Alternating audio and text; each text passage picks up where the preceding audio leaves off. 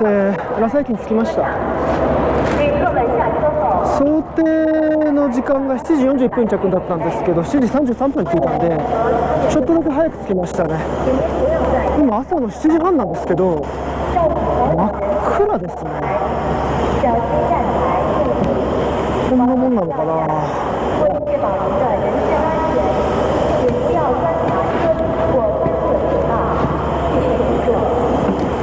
昨日は外の夜景がですね、暗くて全然見えなかったんですけど、代わりに星が見えて、やっぱ高原から見る星っていうのはすごい綺麗ですね。素晴らしい景色でした。でもそれよりも僕ちょっと今すごい体調が悪くなっちゃってですね、これは高山病ですね。ちょっとやばいです。今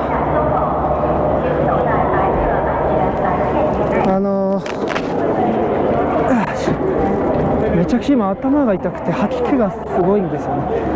電車の中で吐くかと思いました。電車酔いとかするわけではなくて、したわけではなくて、もう完全に頭痛から来る吐き気という感じで、いやー、今僕が着いたラサ駅は標高が4200メートルです。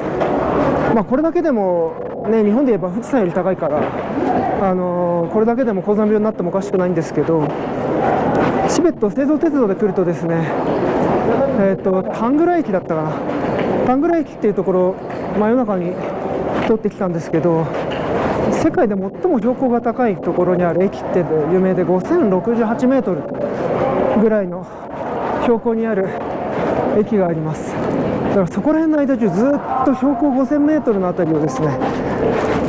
いやー、走り続けるんですけど、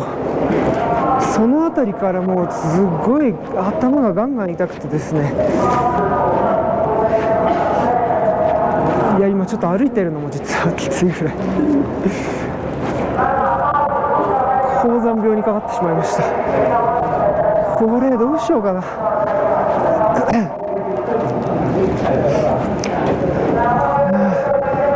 高山病って特効薬がなくて、ちょっ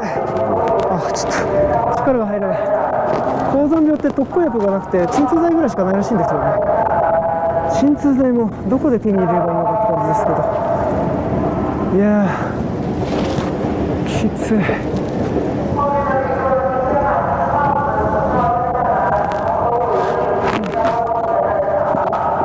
ラサ駅はやっぱそんなにはシーアンとか北京とか比べるとやっぱ大きい駅ではないですね。これだけで終わりか。じゃあちょっと一旦出ます。これがラサ駅ですね。今朝の7時半なんですけどね、めちゃくちゃ暗いな。こんなもんなんですかね。さて、あっちの方にタクシーとかバスとかがおります。僕は外国人なんで、この国だと外国人がチベットに入庁する際にはツアー会社を、頼まなきゃなりません。ツアー会社から発行してもらういろんな書類がありまして、招待状みたいなのがあるんですけど、それがないと入れないんですけど、もうこの場からですね、すぐツアー会社の人がおそらくそこら辺に待っててくれて、もう車で早速ホテル行くみたいな、そんな感じですね。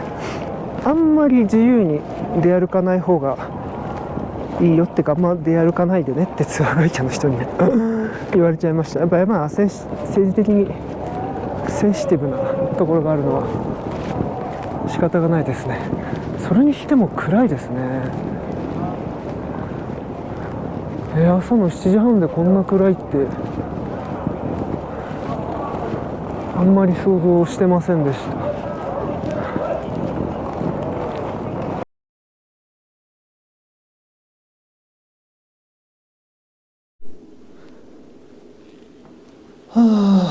着きました。ラサに泊まるホテル3泊ここでするんですけれども、セントレジース、ラサっていうホテルに泊まります。セントレジースっていうのはマリオットのグループのホテルですね。マリオットの中ではランクが一応、高級の部類に入るやつです。マリオットとかよりも、普通を考えると高いですね。でもなんか日本円にして3万円だったからそんなに高くないかもしれないですね。でも他のホテルがもっと安いんでしょうね。やっぱラサはちょっと今車でここまで送ってもらう時見ましたけども、やっぱり僕が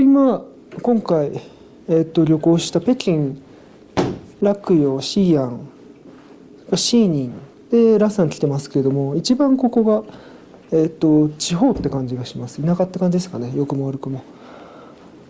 でここですね、3万円するんですけど、本当は5、6千円下げるともっと安く泊まるんですけど、何がすごいってあれですね、世界遺産ポタラ宮が見えます。ポタラビューっていうお部屋なんですね。どうせだからこういう部屋にしてみたいなと思ったんですけど、あれがポタラ宮ですね。明日だったか明後日だったかに行きますけれども、いやー素晴らしいですね。昔映画で見た通りだなって感じです。本当すごいですね。あの宮殿の後ろ全部山ってのがまた本当にすごい。いやー高山病がきつくてやばいんですけど、ここにですね酸素ボンベがちゃんと置いてあって、ここに部屋に入ってからしばらくはこれでもうずっと10分20分ずっとこうやって酸素を吸入してました。気休めですけどね、でもやっぱりちょっとあるなし違うかなって感じです。やっぱでもセントレジスはこのラサでは多分最高級のホテルだと思うので、やっぱいい感じですね。レストランも4つぐらいあるみたいです。そうそう、でも驚いたのが、僕すごい体調悪いから微妙ですけれども、フィットネスセンターはないんですかって話聞いたら、ないそうです。世界のセントレジースでフィットネスルームがないとこってここだけじゃないかなと思うんですけど、フィットネスセンターはないと。なんでかというと、こうやって僕みたいに外国人がこっち来てフィットネスしたいとか、ジムに行きたいとかいう気楽なやつがいるけれども、Please remember みたいなここは皆さんが普段生活されている平地とは全然違って高地になりますんで、あなた今すごい高山病でアルティテュードシックネスとかマウンテンシックネスって言うんですけど、すごい苦しそうですけど、そういう状況で運動は絶対しないでくださいって言われちゃいましただからジムはここには用意してないですって言われました。珍しいですね。一応高級ホテルだから絶対に他の国のセントレジースはもう全てフルセットで用意されてると思うんですけど、ここにはジムがないんだそうです。確かに慣れてない人が調子に乗ってね、ランニングとかめちゃくちゃやっちゃったりして倒れたりしたら困りますもんね。でバスとかもうこんな感じですね。僕一人で泊まるのにこんな感じになるんですね。一人で来るやつはあんまいないのかな。トイレもでかい。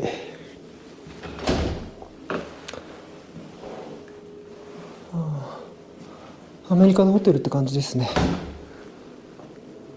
よいしょ。あとはこのノーブランドの赤ワインをレセプションでくれました。しかも頼んでもないのにお昼になったらヨーグルトとかティーセットをお持ちいたしますみたいな、かなり至れり尽くせりですねしかも普通のホテルってチェックインの時間にならないと、もしくはチェックイン1時間とか2時間ぐらい前だったら入れてくれるとかあるかもしれないですけど、今は僕朝の8時に来てるんですね。でチェックインって2時とかですから、荷物置いて入れないかな、そこら辺ブラブラ頭痛いけどして待ってようかなと思ったんですけど、普通に入れてくれましたね。その点ではありがたいです。いやでも壮観ですね。これは見たかったんですよね。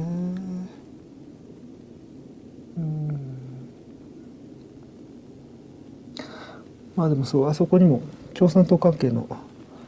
ポスターが貼ってありますけれども、やっぱ至る所に中国国旗が書いてあったり民族統一みたいなスローガンが貼られてたりするので、確かに政治的にシビアな感じは受けますねまあ住んでる人たちにとっては別にどうってことないんだろうなってのも思いますけどね。まあ大変な思いをして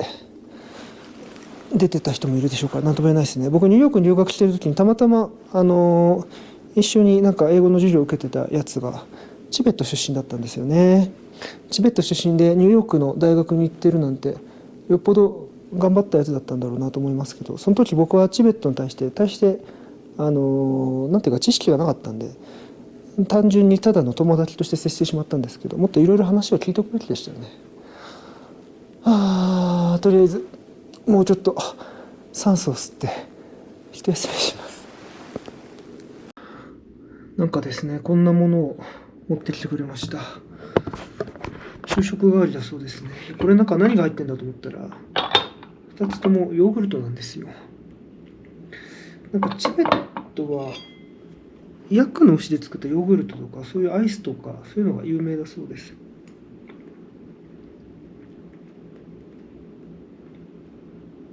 これめちゃくちゃうまいな。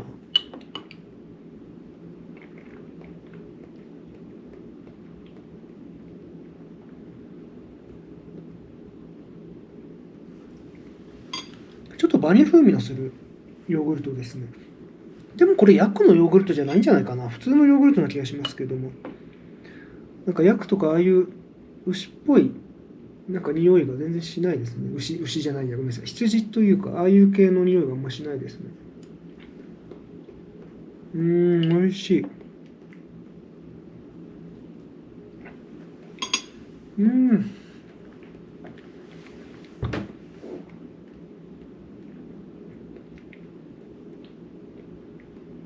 なんか久しぶりにこういうの食べた気がします。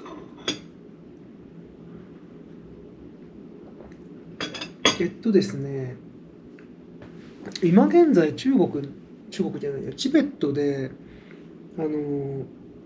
んか5つ星みたいな結構ちゃんとしたホテルに泊まろうとすると、この僕が今泊まってるセントレジスか、あとはですね、シャングリラしか選択肢があ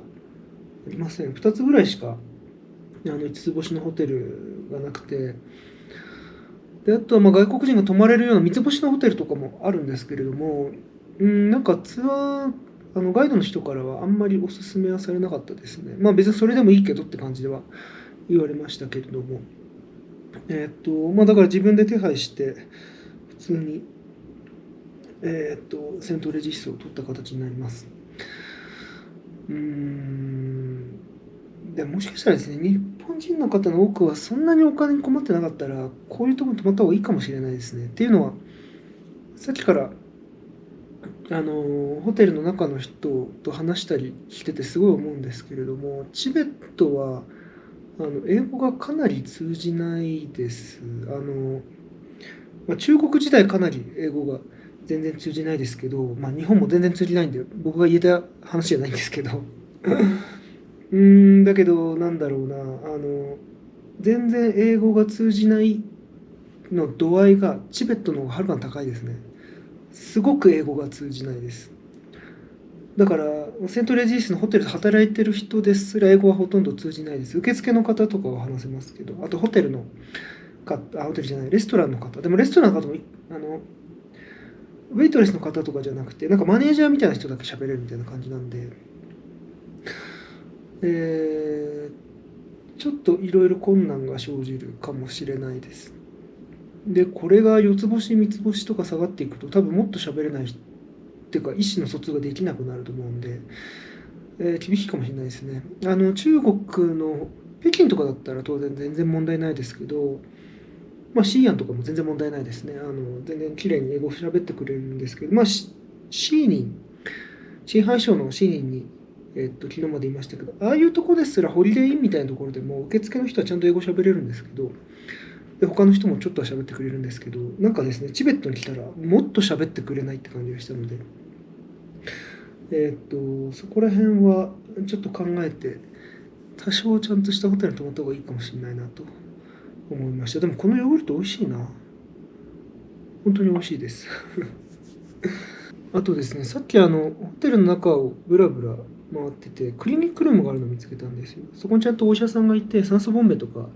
いろいろ用意してあって、で、僕が行った時はなんか中国人の観光客の女性が多分高山病でぐったりしちゃってたと思うんですけど、そこで酸素吸ってました。確かに僕もすごい高山病で今も頭痛くてちょっと気持ち悪いですけれども、そういった時に対処できる施設とかがちゃんとある場所って思うと、なんかちゃんとしたホテルに泊まった方が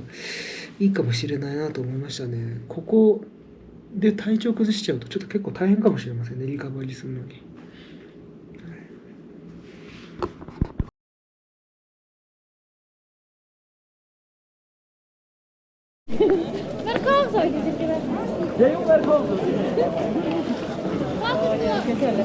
ホテルでちょっとゆっくりしたので、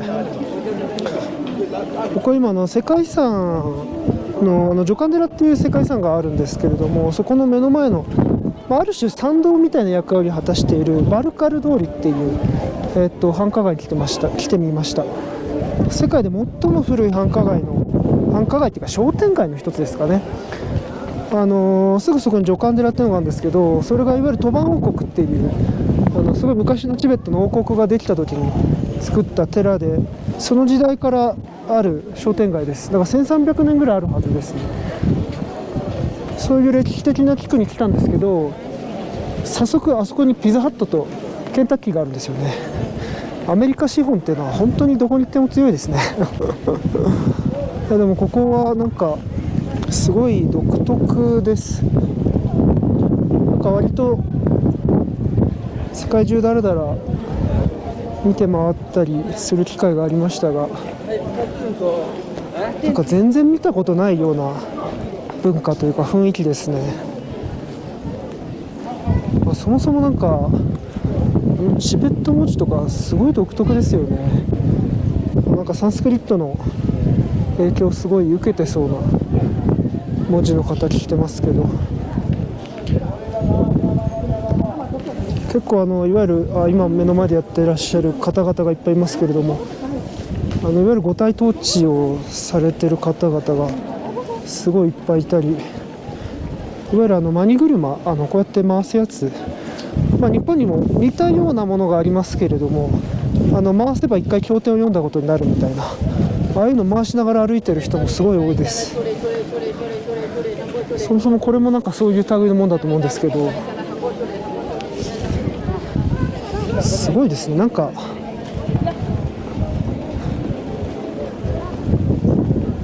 人生で一度も見たことがないような文化、雰囲気を感じてます。意外となんか僕みたいなバックパッカーっぽいやつがですね少ないんですよね。なんか中国人の観光客だろうなっていう人はいっぱいいるんですけどね、もっと海側の北京や上海から来たんだろうなみたいな、ちょっとよく向こうの方にいる若くて裕福そうな中国の観光客がいっぱいいるんですけど、なんか欧米白人みたいな人たちってよくこういうところにたむろしたりすると全然いないんですよね、そういう人たちが。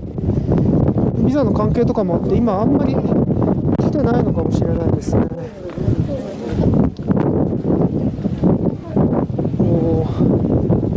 あれがジョカンかな。ここら辺は散策してもいいって言われたんですけど、ジョカンにはツアーガイドなしでは入らないでくれって言われたんで明日か明後日ぐらいにちょっと見に行こうと思います。でも多分中は撮影できないですよね、こういう類のものは。おお、すごいですね。チベット仏教っぽい。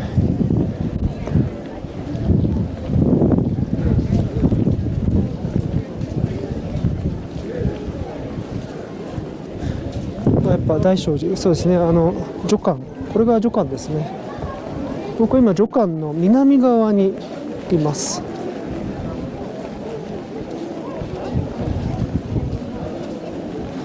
そう、みんなこうやってあっち側に向いて歩いてますけど、チベット仏教はなんか時計回りが一般的らしいですね。マニ車とか回す時も時計回りなんだそうです。僕も一応仏教徒ですけど、日本の仏教に時計回りとかなんかそういうのあったかな、よくわかんないんですよね。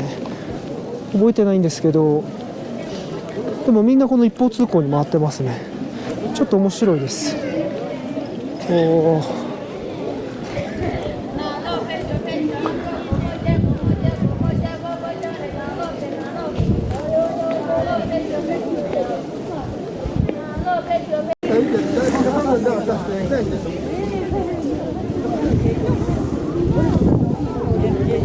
すごいですね、みんな五体統治本当にしている。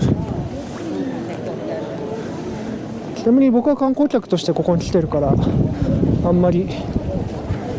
気にしてないですけれども、チベット仏教の全体の中心地に当たるそうなので、チベット中から人が来てます。さっきからめちゃくちゃですね、地方の方から苦労してきたんだろうなみたいな、結構ボロボロの格好してこのバルカルっていうエリアに来てるですね、チベット仏教徒の人たちが結構います。チベットってめちゃくちゃ広大で、日本の大体6、7倍ぐらい国土面積があります。だから中心地のラサに来るっていうのも、そういった人たちに地方のチベット仏教徒にとっては、相当大変なんだろうなと思います。てかこれか、これだ、当番解明碑。これめちゃくちゃ有名なやつですよ。僕みたいな歴史が大好きな人間はめちゃくちゃ好きなやつです。僕が先週いたシーアンって唐の王朝でしたけど、あの時代って唐とチベットってガチンコで戦ってるんですよね。めちゃくちゃ戦ってて、当時唐は中国は唐で、チベットは吐蕃王国ですね。でガンガン戦ってたんですけれども、最終的に唐の方が早く衰退しちゃったんで、チベットとの戦いに負け出しちゃうんですよね。そこにはウイグルとかも入ってくるんですけれども、で結局ちょっと唐はやばくなっちゃったから和平を結ぶんですけど、和平を結んだ時の石碑がこれです。当番解明碑ってすごい有名で、結構ロマンチックなんですよね。で唐は皇帝のなんていうんですか、姫をですね、めちゃくちゃ離れたチベットにまでお嫁に出して、それで和平を結ぶんですけど、チベット語と中国語でちゃんと条約とかがしっかり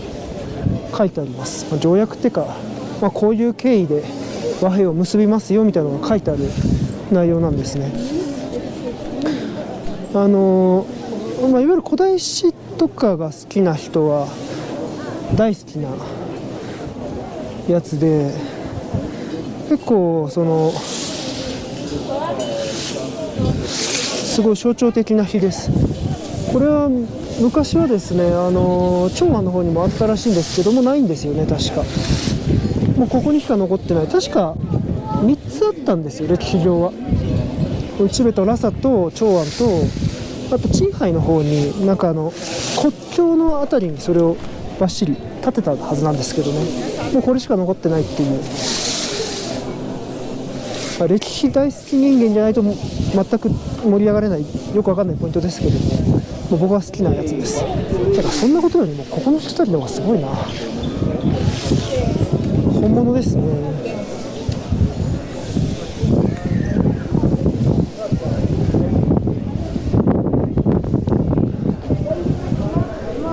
なんか世界でも最古の商店街っていう触れ込みだったので、どんだけ雑多なんだろうと思ったら、意外と整然と整備されてますね。綺麗です。ちなみに今チベット10度ぐらいあります。結構あったかいですね。なんかもっと地獄のような寒さを想像してたんですけど、昨日いたシーリーなんかマイナス15度でしたからね。なんかとてもあったかいです。北京よりも全然あったかいですね。ただ気温差が激しいみたいで、夜になると普通にマイナス何度にもなるみたいですね。やっぱ山の上の気温って感じなんでしょうね。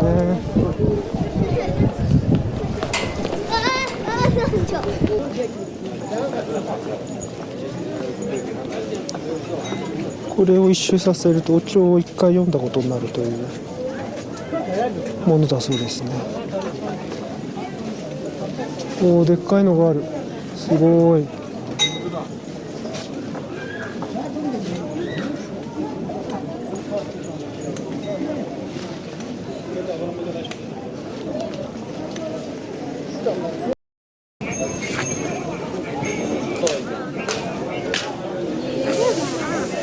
なんかすごいですね、この女性、なんかスライディングしながら五体投地してますよ。ヘッドスライディングしてるみたい。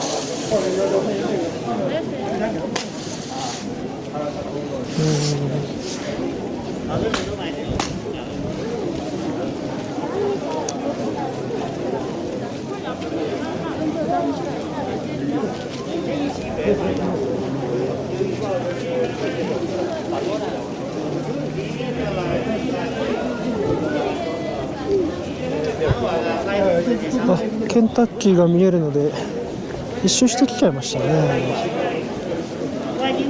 うん。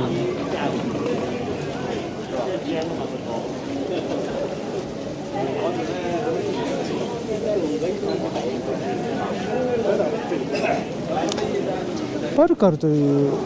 通りはこの女館を巡るような形で構成されてますけども、そこからなんかいくつか分岐してるんで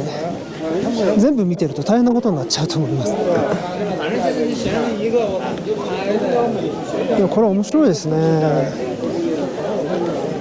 ちょっとじっくり見て回ります。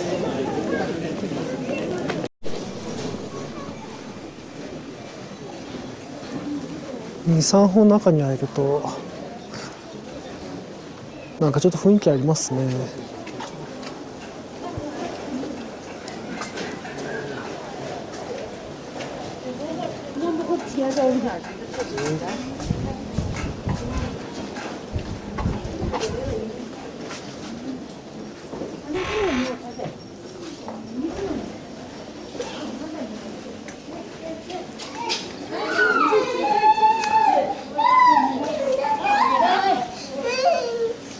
それにしても想像していたよりも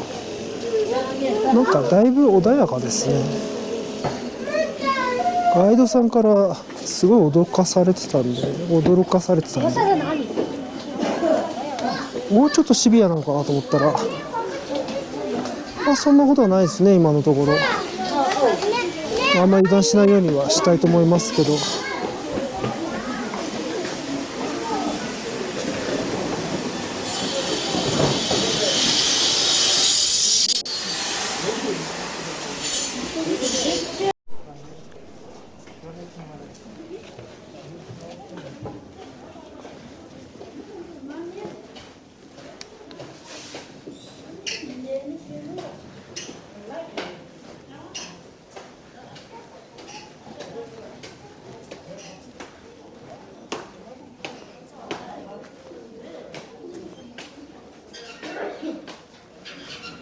ああいう街灯の街中の中にこういう寺が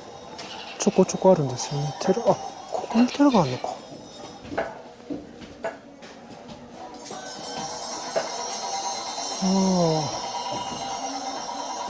お祈りしてますね。ちょっとおいそれと入っていかない方が良さそうなんでやめときます。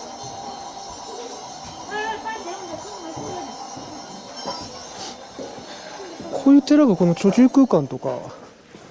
なんでしょうね、このお店がいっぱい立ち並んでるところにぽっかり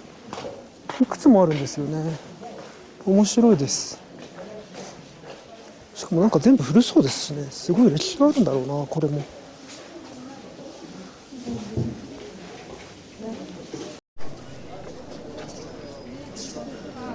めっちゃ迫力ありますね。羊なのかな、まだ毛が残ってます。すごいな。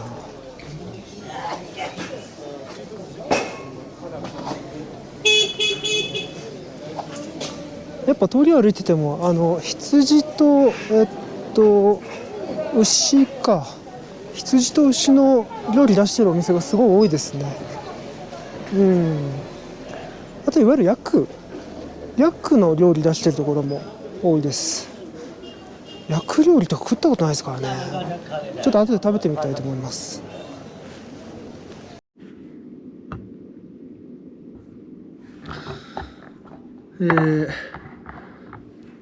リアルなローカルフードを頼んでみなかったんですけれどもね、いまだに高山病でちょっと気持ちが悪いので、この状況でリアルなガチ中華を食べるとやばいんじゃないかと思ってですねホテルのルームインを頼んじゃいました。いただきます。普通にアメリカのホテルで食べれる味付けですね。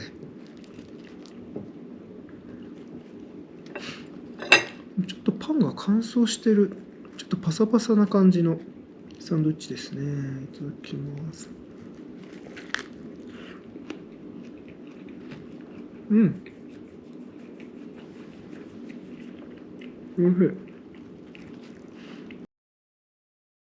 い。さて、これで中国を横断する、鉄道で横断する旅は9日目が終わります。北京から出て、洛陽、西安、シーニン、それでチベットまで鉄道で20時間ですね。昨日かけて、今日の朝着きました。ずっと来たかった町であるチベットに来れて本当に良かったです。ポタラ宮があっちにありますけれども、あさってかな、あそこには行ってみるつもりです。本当に中国を横断という形になると、新疆ウルムチの方まで行くっていうルートもありますけれども、なかなかあっちの方がさらに生理的にシビアな感じもするのであと僕はどうしてもチベットに来たかったので、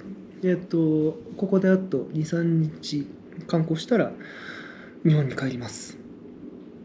やっぱ鉄の旅は面白いですね。なんか町々で全然風景も違うし、電車で1時間も走ると全然違う人たちがいるとかすごい感じるし、